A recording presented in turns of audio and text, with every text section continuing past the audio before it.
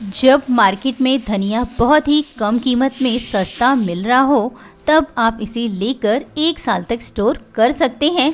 बिल्कुल फ्रेश धनिया की जैसे ही स्मेल आएगी और टेस्ट भी वैसा ही आएगा। Hello smarties, welcome to Seema smart kitchen. जैसे ही आप इस ड्राई हरे धनिया को सब्जी में या फिर किसी भी रेसिपी में डालेंगे, ये बिल्कुल फ्रेश हरे धनिया जैसा हो जाएगा, क्योंकि हम इसे बिल्कुल अलग तरह से सुखा रहे हैं।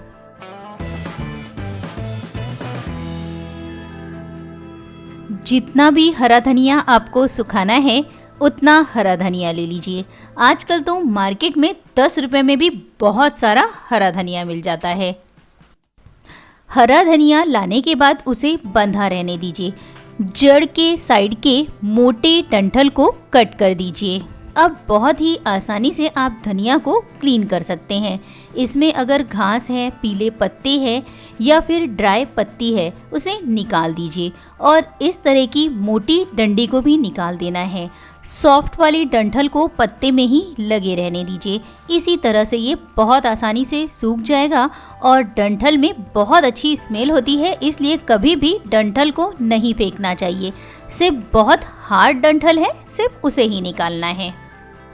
एक बड़े से बर्तन में पानी ले लीजिए, इसमें धनिया डाल दीजिए। 15 से 20 मिनट तक ऐसे ही रहने दीजिए। उसके बाद पानी से निकाल लीजिए और 2 से 3 पानी से धनिया को अच्छे से धो लीजिए। धनिया बहुत अच्छे से क्लीन हो जानी चाहिए, इसमें मिट्टी वगैरह नहीं लगी होनी चाहिए। अब धनिया को निकालिए और छन्नी में रख दीजिए। 10 से 15 मिनट तक धनिया को छन्नी पर ऐसे ही छोड़ दीजिए, इसमें का एक्स्ट्रा पानी निकल जाएगा। ये देखिए, अब धनिया थोड़ी सी ड्राई हो चुकी है। अब इसे रफली चॉप्ड कर लेना है। बहुत महीन चॉप्ड करने की ज़रूरत नहीं है, थोड़ा सा मोटा मोटा चॉप्ड कर लीजिए। इस तरीके से चॉप्ड करके धनिया को सुखाने से आपको बाद में इसे ग्राइंड करने की भी ज़रूरत नहीं है। डायरेक्ट ही आप इसे यूज़ कर सकते हैं और सुखाते समय में ये बहुत जल्दी सूख जाती है और इसका कलर भी चेंज नहीं होता, क्योंकि ये जल्दी सूख जाती है। धनिया चॉप्ड हो जाने के बाद एक कॉटन का कपड़ा ले लीजिए, उसे फैला दीजिए। धूप में धनिया को नहीं सुखाना है, घर में ही सुखाना है। आप चाहे तो फैन के नीचे भी सुखा सकते हैं या फिर आप इसे बिना फैन के भी सुखा सकते हैं, पर धूप में नहीं सुखाना है। कॉटन के कपड़े के ऊपर धनिया को एकदम पतला पतला फैला लीजिए, पर बीच बीच में 1 से 2 घंटे बाद ऊपर से नीचे करते रहिए। 2 से 3 दिन में धनिया बहुत अच्छे से ड्राई हो जाएगा। पर अगर आप चाहते हैं आपका धनिया सिर्फ 5 मिनट में सूख जाए तो आप माइक्रोवेव भी यूज़ कर सकते हैं।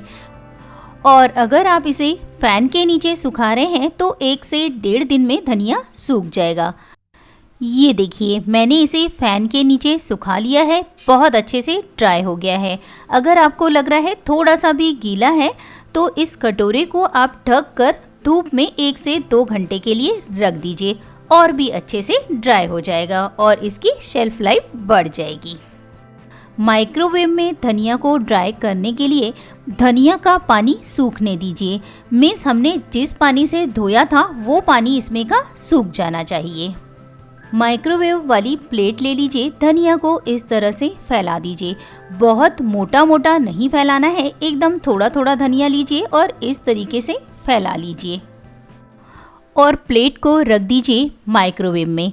माइक्रोवेव को हाई पावर पर सेट कर दीजिए। मेरा माइक्रोवेव का हाई पावर है 900।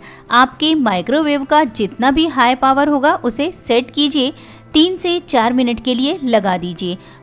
मैंने यहाँ पे 5 मिनट के लिए सेट किया है, पर बीच बीच में धनिया को निकाल कर ऊपर नीचे करना है। 3 से 4 मिनट में धनिया बहुत अच्छे से सूख जाता है। मेरी माइक्रोवेव में ये 3.5 से 4 मिनट में सूख गया है। हर एक के माइक्रोवेव की हीटिंग अलग अलग होती है, इसलिए टाइम थोड़ा सा कम या ज़्यादा लग सकता है, या फिर धनिया कितना गीला है उस पर डिपेंड करेगा कितना टाइम लग रहा है। आप देख सकते हैं कितने अच्छे से ड्राई हो गया है। बिना धूप वाला फैन में सुखाया हुआ धनिया भी उतना ही ड्राई है जितना कि माइक्रोवेव वाला। अब आप इस ड्राई हरे धनिए को एयर टाइट कंटेनर में भर कर लगभग 1 साल तक स्टोर कर सकते हैं और जब धनिया बहुत महंगा मिलता है तब इसे यूज़ कर सकते हैं। आपको ना तो इसे कट करने की ज़रूरत है, ना ही ग्राइंड करने की ज़रूरत है। डायरेक्ट इसे बॉटल में से निकालिए और यूज़ कीजिए ड्राई फ्रेश धनिया। मिलते हैं एक न्यू रेसिपी के साथ।